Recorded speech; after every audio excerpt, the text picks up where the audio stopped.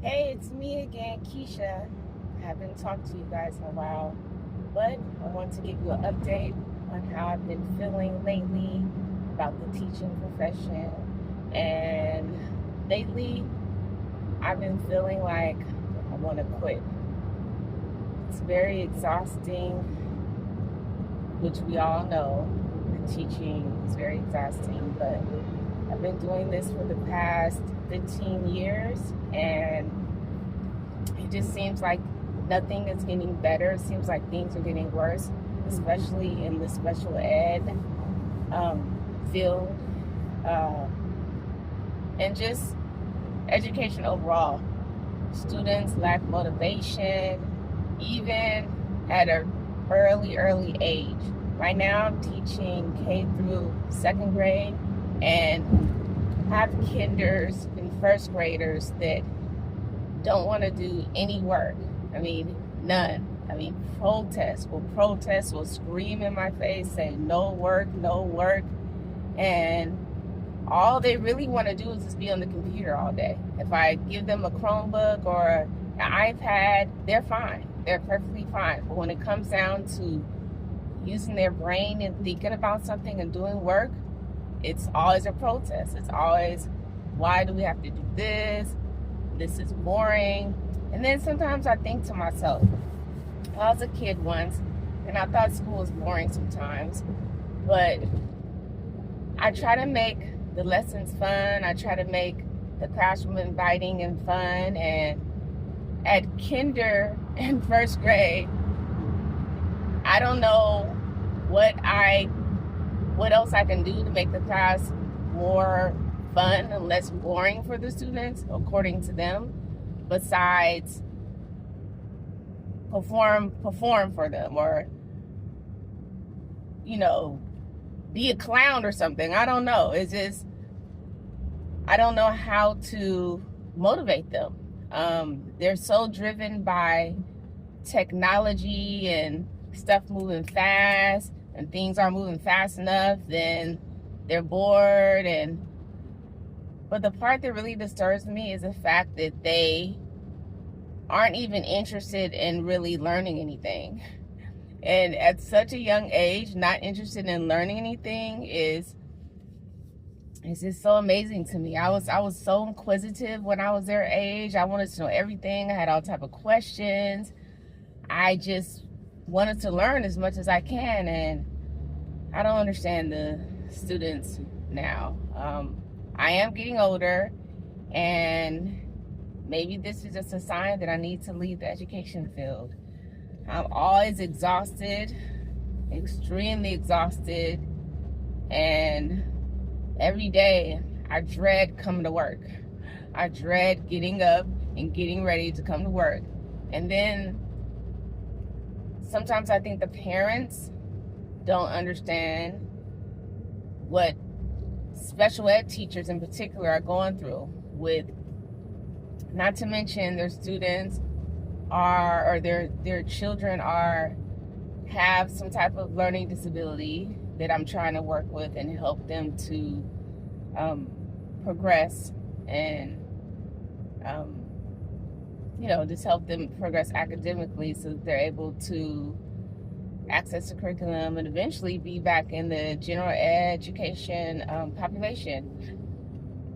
But parents never feel like we're doing enough for their children.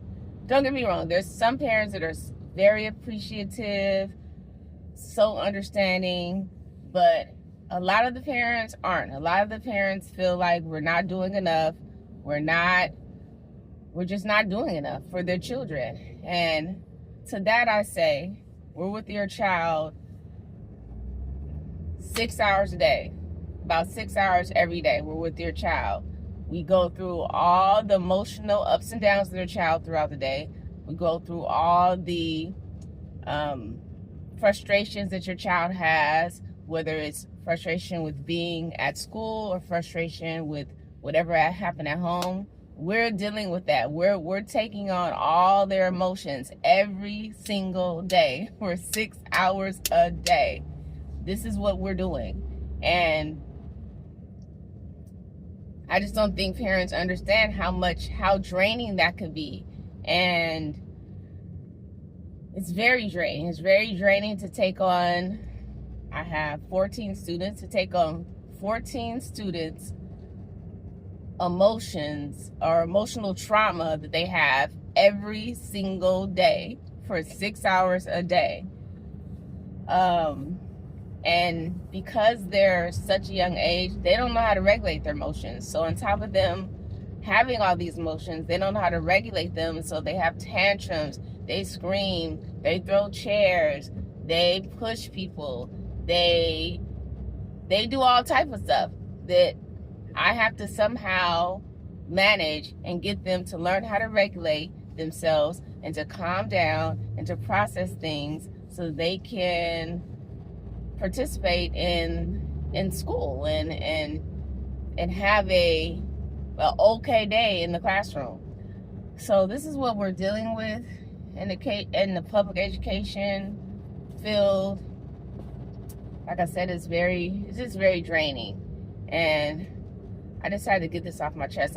I was off sick from yesterday and Monday, so Monday and Tuesday. Today is Wednesday, and today, like physically I'm feeling better, but emotionally I am drained. Like, I did not want to go to work today. I almost feel like crying, not because I don't love teaching, but because I feel like I'm in a position where, of course, I have to pay my bills and I have to make money, but do I have to be drained every day by students and sometimes their parents, because their parents think we're not doing enough for their child? Do I have to be drained in order to get a paycheck? I just feel like I'm a robot. I feel like I'm a robot. I feel like in order for me to do this, I can't have any emotions. I can't have any feelings. Not to mention that my mother passed away on November 16th at 2:55 a.m. last year, so 2025. So it's been November, December, January, February, March.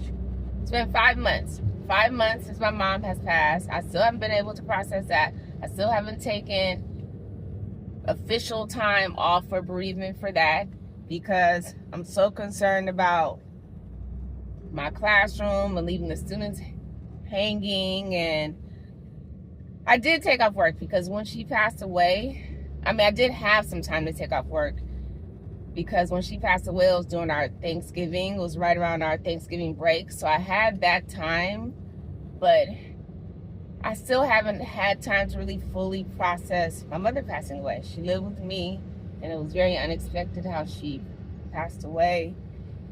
And I'm just trying to avoid a breakdown myself. So I don't know what to do. I don't know what direction I should go in. I just know that I can't keep doing this. I can't keep being drained every day.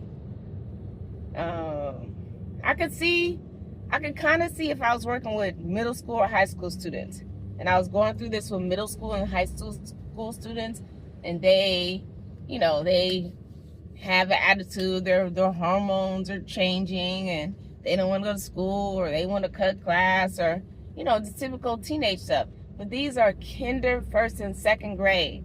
I just can't believe that I'm going through this with kinder, first and second grade students that absolutely don't want to be in school, don't want to do any work. And I get it. All they want to do is play. I get that part, because when I was a kid, all I wanted to do was play. So I don't really count that, because yeah, they're kids, they're young. Of course they're going to want to play.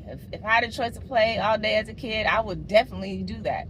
But the lack of just wanting that curiosity, that wanting to learn, is what is concerning for me. And then I have to keep reflecting, evaluating myself, and determine, is it me?